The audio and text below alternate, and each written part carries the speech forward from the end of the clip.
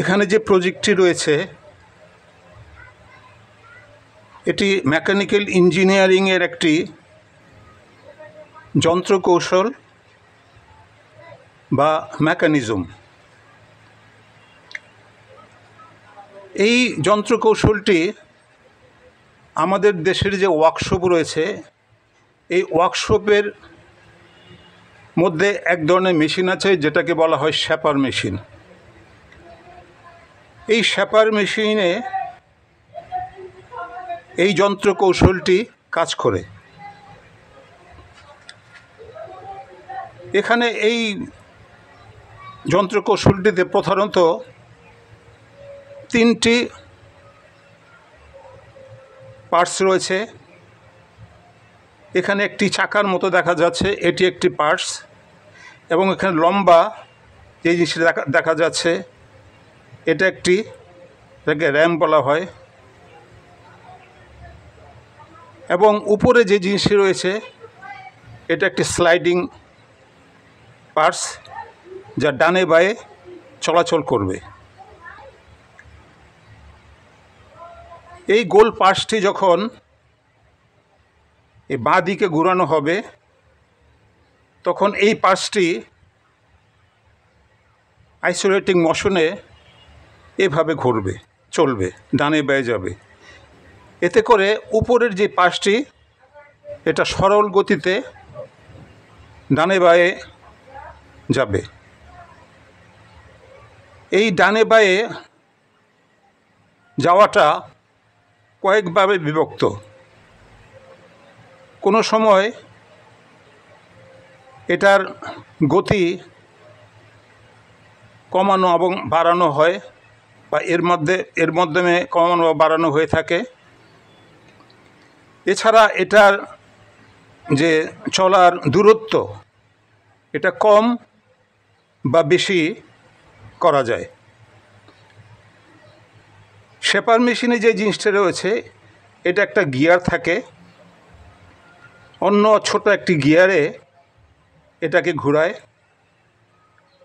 ওটাকে pinion spare gear বলে, এবং এই মাঝখানে একটি ভেবেল গিয়ার থাকে। এটা হ্যান্ডেলের মাধ্যমে এখানে একটা যে পাশ, এই পাশটা ডানে বাঁয়ে চলাচল করার জন্য বা এটার গতি, এটা যে চলাচলের যে গতিটা এটা দূরত্ব কম বেশি করার জন্য ব্যবহার করা হয়। যদিও এখানে আমি একটি স্ক্রু দিয়ে এটার কাজটা করানোর ব্যবস্থা করেছি। এটা যখন আমি ডানে বাঁয়ে ঘোরাবো তখন এটার যে দূরত্ব, যেমন 1 2 3 4, এটা ছোট বড়, এভাবে যত বড় হবে এটার গতিও তত বাড়বে বা চলাচলের যে দূরত্ব বাড়বে। এইভাবে প্রায় 3-4টি কাজ এর মধ্যে হয়ে থাকে। আরেকটা ব্যাপার হচ্ছে এইখানকার এই পাশটি যখন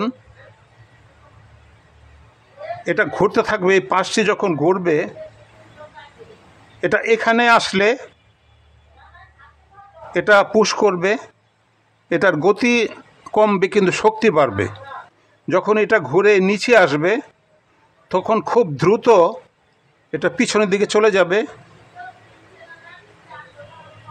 কম শক্তিতে যাবে। আমি এটা মোটামুটি একটু চালিয়ে দেখাচ্ছি এবং বোঝানোর চেষ্টা করছি।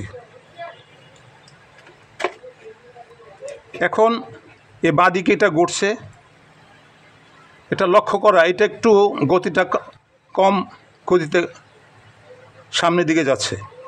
এই যখন আমি নিচের ঘূর্ণন গতিটা একই রাখলাম তখন এটা একটু দ্রুত পিছনের দিকে চলে গেছে। তো এইভাবে উপরে যখন এটা যাবে বা এটা পুশ করবে গতিটা কমবে, আবার যখন এটা নিচে করবে তখন এটা গতিটা বাড়বে। ঠিক এইভাবে শক্তি নিয়ে টুলসের মাধ্যমে কোনো জব কাটবে এবং দ্রুত এটা পিছনে চলে আসবে।